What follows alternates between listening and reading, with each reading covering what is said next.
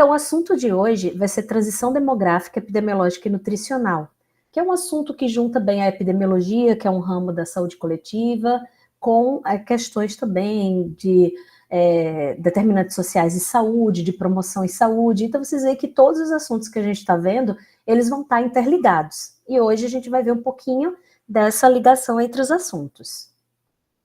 Então, a palavra transição, ela tem como significado atos, efeitos ou modo de passar lentamente de um estado para o outro. Então, é justamente essa noção de passagem, de mudança, de trajetória. É um movimento de uma etapa para uma outra etapa, tá?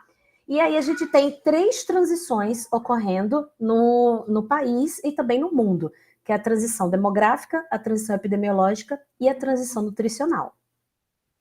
Então, começando com a transição demográfica, ela vai falar justamente dessa mudança da população ao longo do tempo em relação a seus aspectos demográficos, ou seja, em relação à idade e sexo, principalmente. E aí a gente tem um processo muito parecido em todos os países, só que alguns ocorrem de uma forma mais rápida ou já ocorreram, e em outros países está começando a ocorrer agora. É o caso dos países desenvolvidos, em que essa transição ela já ocorreu, já está bem estabilizada, e nos países em desenvolvimento ela ainda está ocorrendo, tá?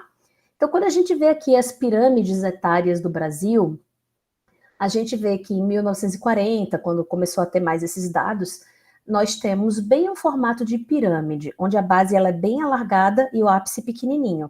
O que seria a base? Crianças. Então, a partir de 0 anos, ali, 0 a 4, aí 5 a 19, então vai, cada vez que você vai subindo na pirâmide, você vai aumentando a faixa etária.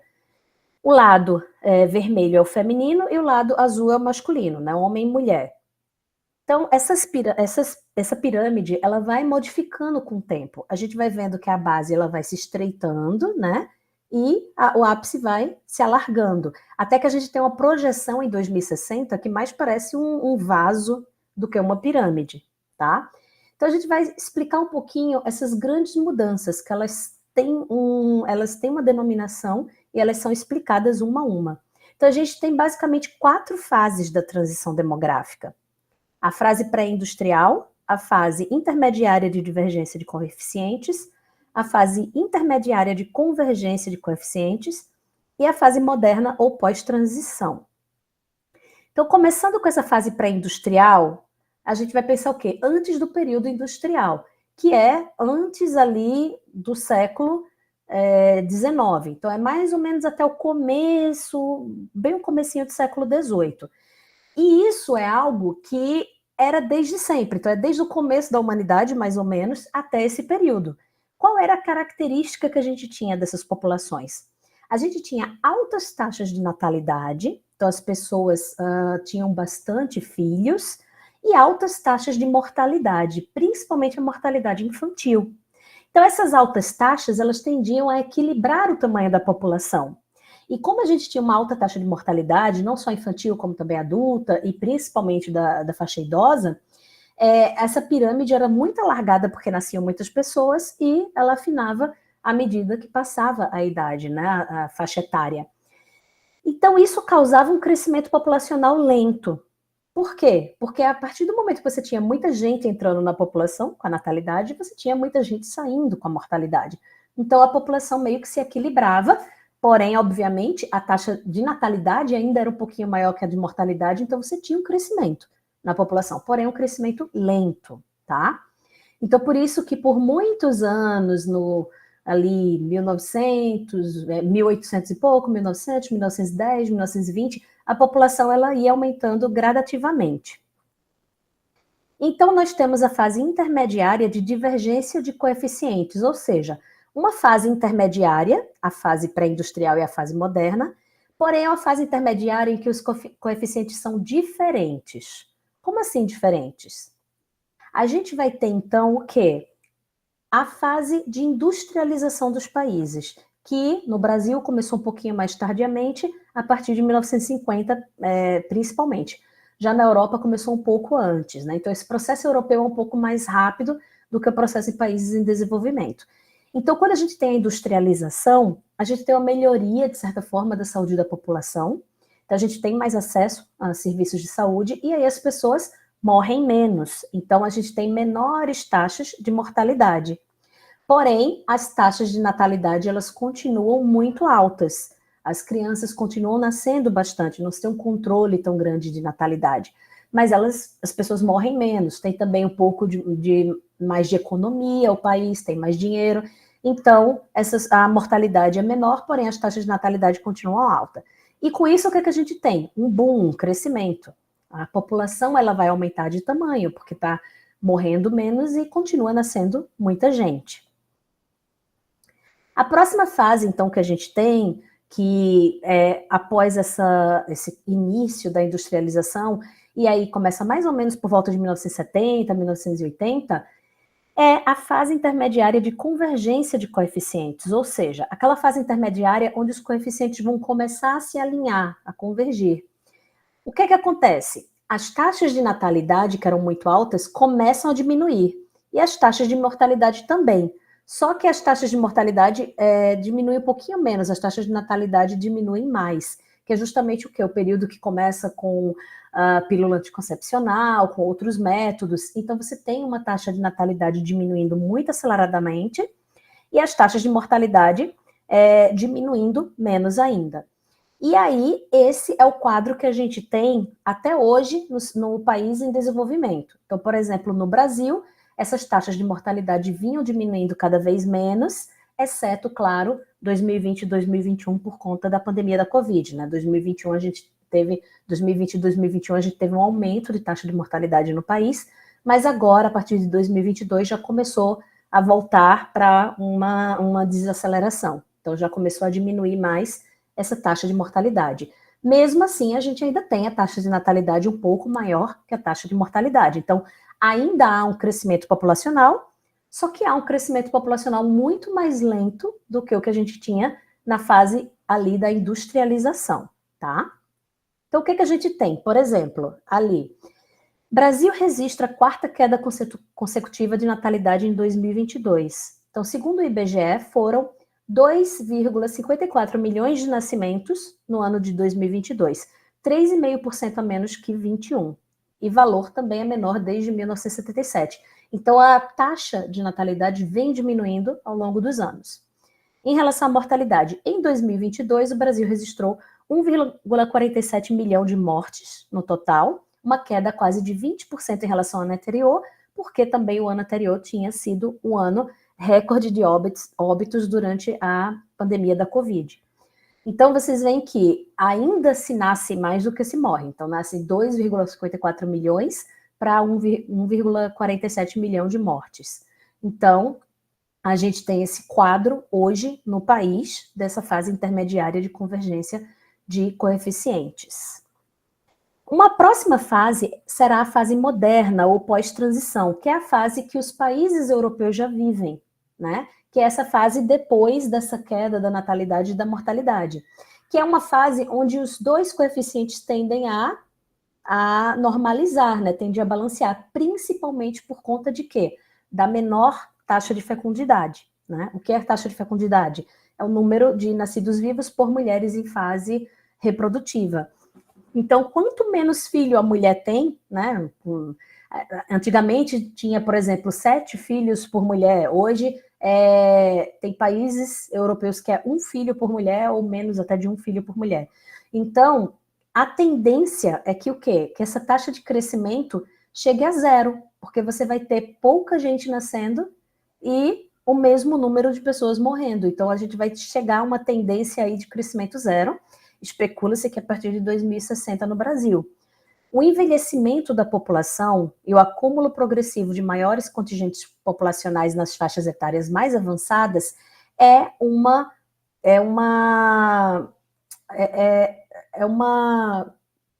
esqueci a palavra. É uma consequência, né, desse crescimento zero. É uma consequência. Se eu tenho esse crescimento zero, o que é que vai acontecer? Menos mortalidade e menos natalidade, a população ela tende a envelhecer mais, né? E isso vai acabar o quê? Aumentando o número de pessoas nas faixas etárias mais avançadas. Então, essa queda de taxa de fecundidade e melhores condições de vida que vão aumentando a expectativa de vida, vão fazendo cada vez mais que aconteça isso aqui que a gente vê nesse desenho aqui, ó. A pirâmide que tinha uma base larga e o ápice fininho, ela vai tender a ter, inclusive, mais idosos do que jovens, que é o que já acontece em alguns países desenvolvidos. Então, isso já acontece e é uma tendência da maioria dos países.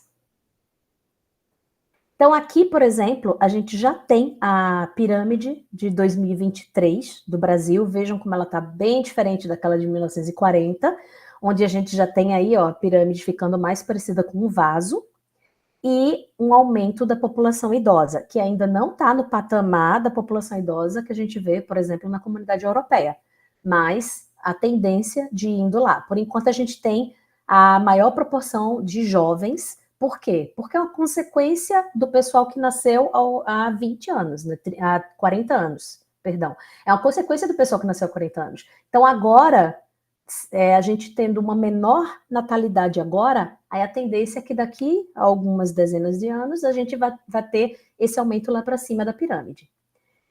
Fora isso, a gente vê também uma transição de gênero. O que acontece? Antigamente a gente tinha uma diferença muito grande com muito mais mulheres do que homens. A gente continua tendo mais mulheres do que homens, né? Os homens morrem mais do que as mulheres. A gente vê que a pirâmide é um pouquinho mais larga para o lado azul do que para o lado vermelho, principalmente a população idosa. Porém, a gente tem também uma certa transição de gênero, porque o grupo feminino ele passou a ter uma baixa fecundidade justamente por conta desse papel de apenas mãe e esposa mudar para um papel de trabalhadora, né? Mulheres ou mães trabalhadoras. Então, essa transição de gênero fez também com que se igualasse cada vez mais. Então, a gente vê que são percentuais muito próximos que a gente tem, às vezes até iguais, ou 4% e 4%. Então, são percentuais muito próximos que a gente vê da população feminina comparada à população masculina. Então, a transição demográfica, ela trata justamente disso, né? Essa modificação da população levando ao envelhecimento dessa população. Em termos de saúde, esse envelhecimento vai influenciar muito no quê? No perfil de mortalidade da população, né? Quais as doenças que vão acometer aquela população e quais serão também as causas de óbito. Então, a gente tem agora que falar da transição epidemiológica, que é uma mudança nos padrões de mortalidade e morbidade de uma população. Elas acontecem concomitantemente à transição demográfica, até porque não dá para dissociar, né? As pessoas morrem e adoecem também dependendo de sua condição demográfica, né? Se é homem ou mulher, se é jovem, criança, se é adulto, se é idoso. Então, isso vai influenciar no seu perfil epidemiológico. De modo mais abrangente, a transição epidemiológica incorpora as mudanças dos padrões de saúde e doença. Mortalidade, fecundidade e estrutura por idade, além dos determinantes socioeconômicos, ecológicos, de estilo de vida e de suas consequências para os grupos populacionais. Então, tudo isso vai influenciar no perfil de morbidade e de mortalidade de uma população. E o que a gente tem? A gente tem hoje em dia o quê? Antigamente, na verdade, a gente tinha uma esperança de vida, uma expectativa de vida mais baixa por conta de altas taxas de mortalidade por doenças infecciosas. E isso está cada vez mais mudando para o quê? Para uma expectativa de vida maior e com aumento de morte por doenças não transmissíveis, porque uma coisa está ligada à outra. Então, como a gente pode ver, esse quadro aqui é a evolução das causas de mortalidade no Brasil, de 1930, que é um período ali pré-industrial, né, até os anos 2000. Então, aí a gente vê justamente essa modificação casando com a transição demográfica também, né? Então, o que a gente tem? A gente observa a alteração dos padrões, né? Principalmente aqui no caso é mortalidade que está sendo observado, onde a gente tem uma substituição gradual das doenças infecciosas e parasitárias e das deficiências nutricionais, né? As pessoas morriam muito de fome antigamente, não que hoje ainda não morram, mas isso acontecia muito mais. E isso vai sendo transformado, né, substituído por doenças crônico-degenerativas e causas externas. Causas externas que são violência, acidentes. Então, o que acontece? Se a gente olhar, aqui é percentual, se a gente olhar a linha vermelha, as doenças infecciosas parasitárias que eram a principal causa de óbito no início do século... aqui o século... Ih, gente, deu branco agora no século. 1930, século 20. Então, a gente vê que as causas, gradativamente ao longo dos anos, a causa de doenças infecciosas e parasitárias foi diminuindo.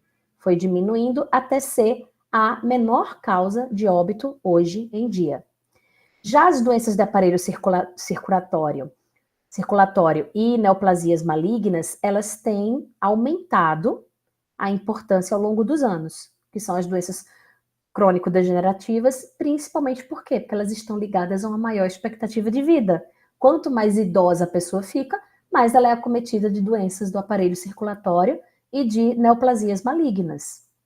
Então, essa transição demográfica vai ter a ver também com a transição epidemiológica.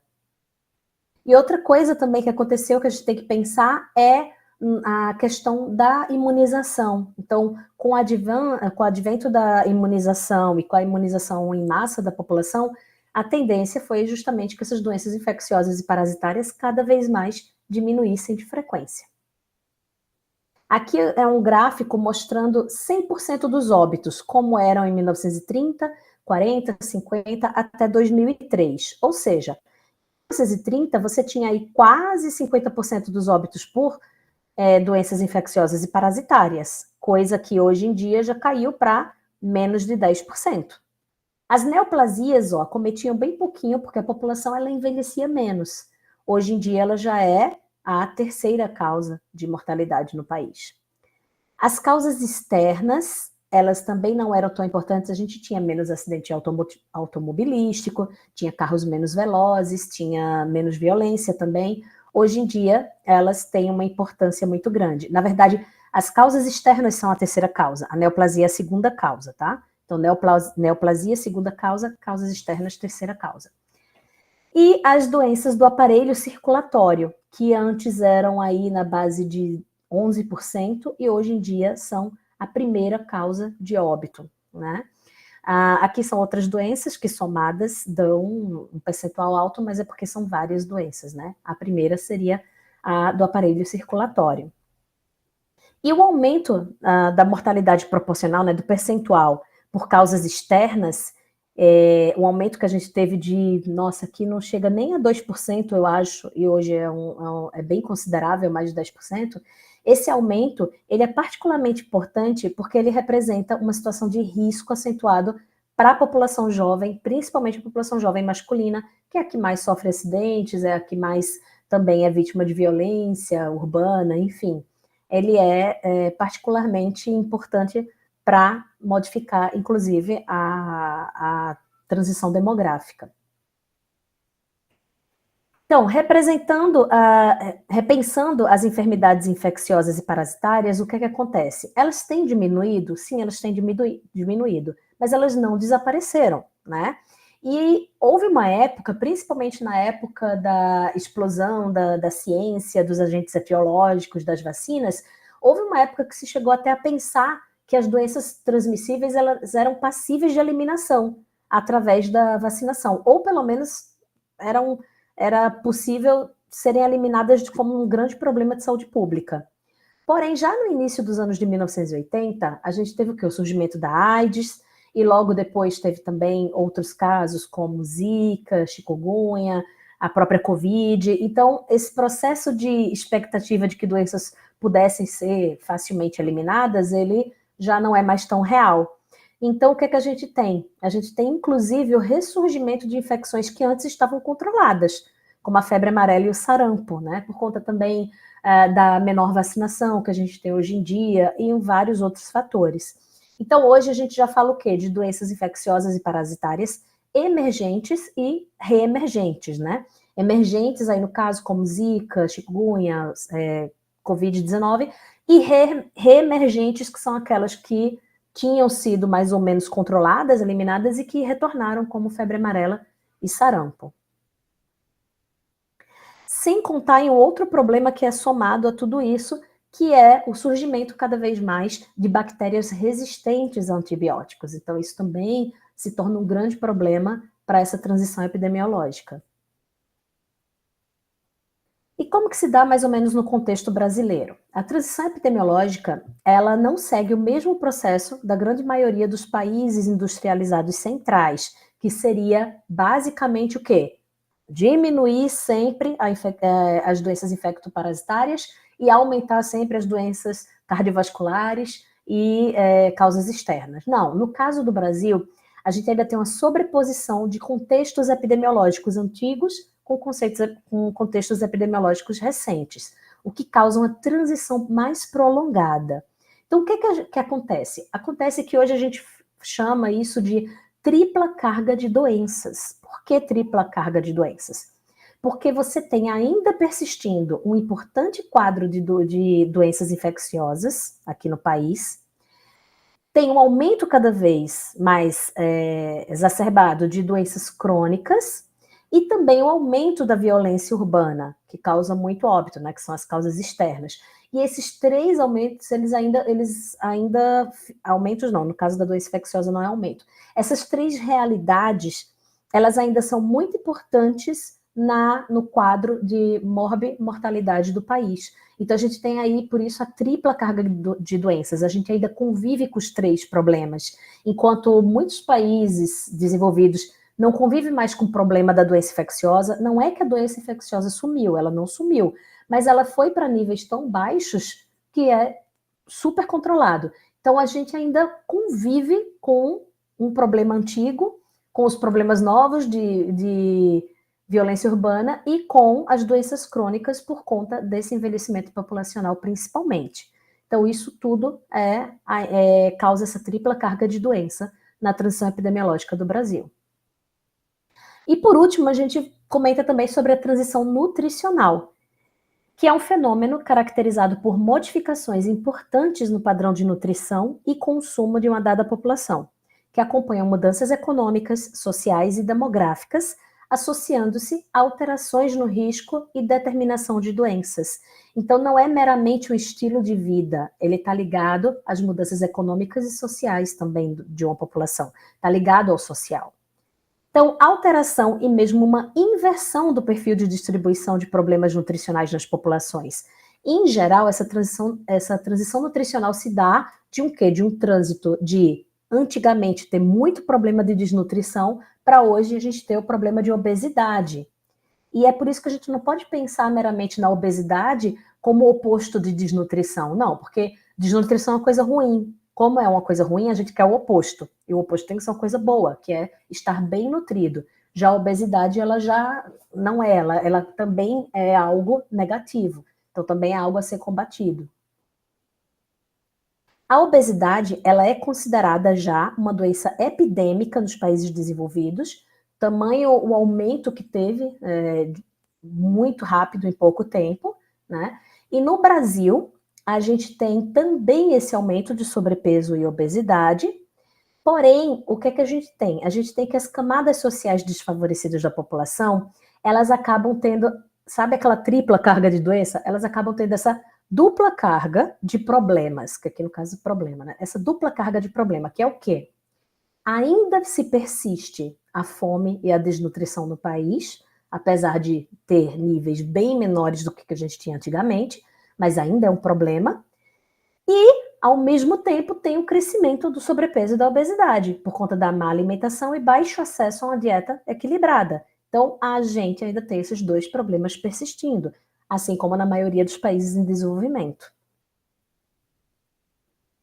E os principais aspectos no Brasil que a gente pode pensar sobre isso é que o que é que ocorre hoje?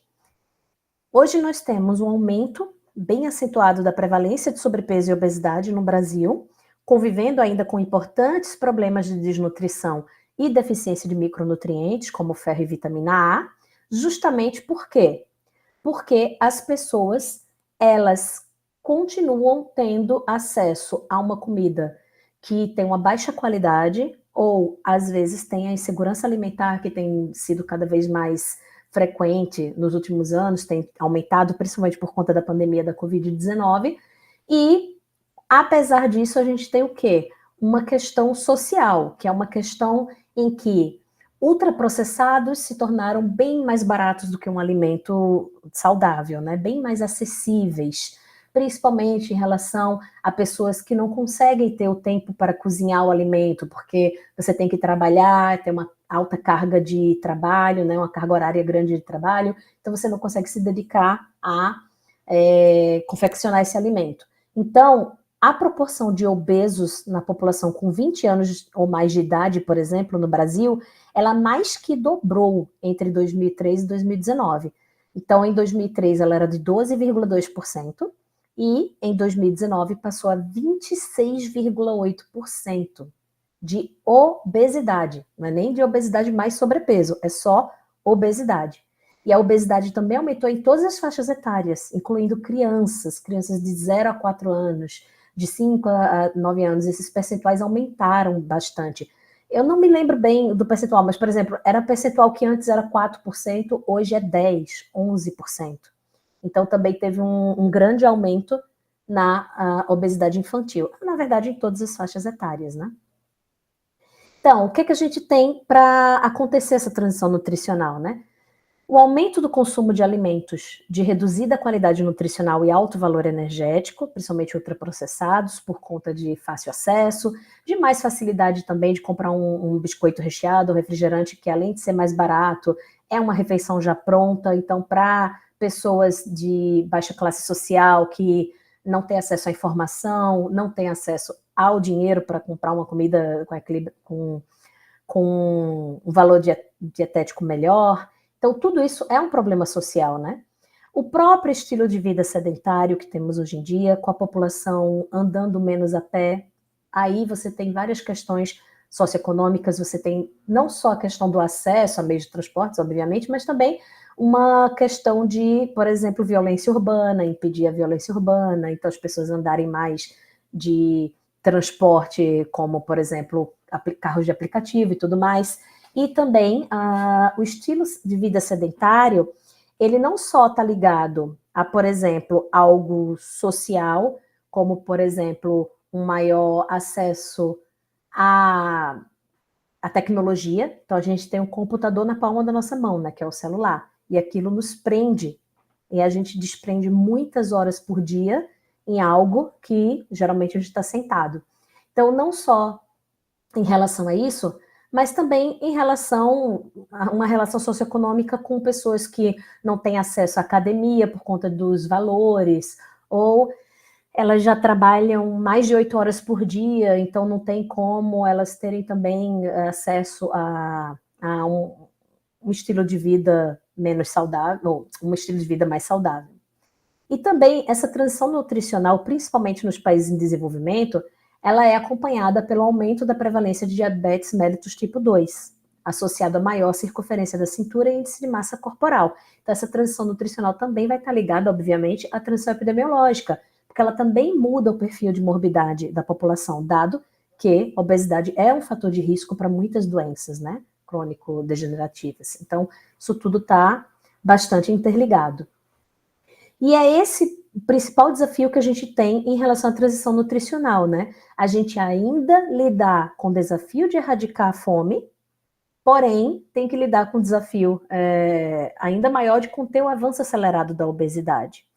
Ainda maior no sentido da dificuldade da gente pensar em ter algo que tenha que trabalhar com vários setores, tá? Por exemplo, porque muitas coisas estão relacionadas à obesidade. O desafio de erradicar a fome, ele seria mais simples, digamos assim, no sentido de ações governamentais, ações diretas para essa população e urgentes, né? Afinal de contas, a fome, o ser humano, ele tem direito à alimentação. Então, a fome é algo que não deveria acontecer, que deveria ser lutado principalmente com urgência.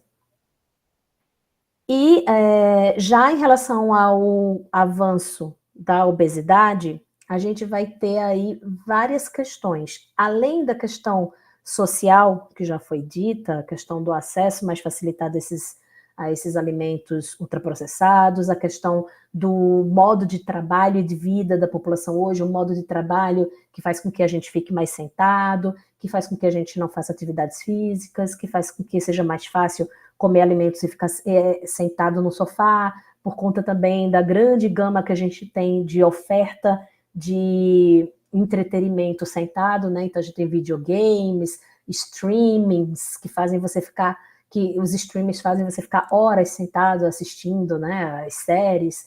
Então, para além desse estilo, a gente tem também, por exemplo, algumas coisas que são de até políticas públicas, como, por exemplo, os preços, né, os valores que a gente tem das alimentações saudáveis, que são cada vez mais caras, como se fosse um privilégio, até mesmo propaganda de alimentos que não são saudáveis, uma propaganda enganosa, uma propaganda direcionada ao público infantil, com apelo. Então é difícil a gente ir a um supermercado com uma criança e ter aquele apelo daqueles danoninhas com personagem infantil. Então isso tudo é algo que tem que ser pensado como política pública, porque tudo isso vai estar ligado a esses desafios para a saúde da população.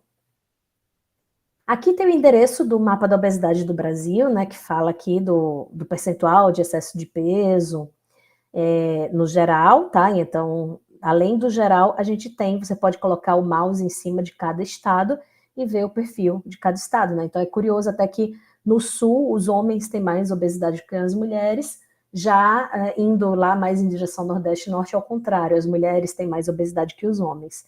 Então vocês podem depois acessar esse site e verificar essas informações, tá? Então seria isso para a gente falar hoje.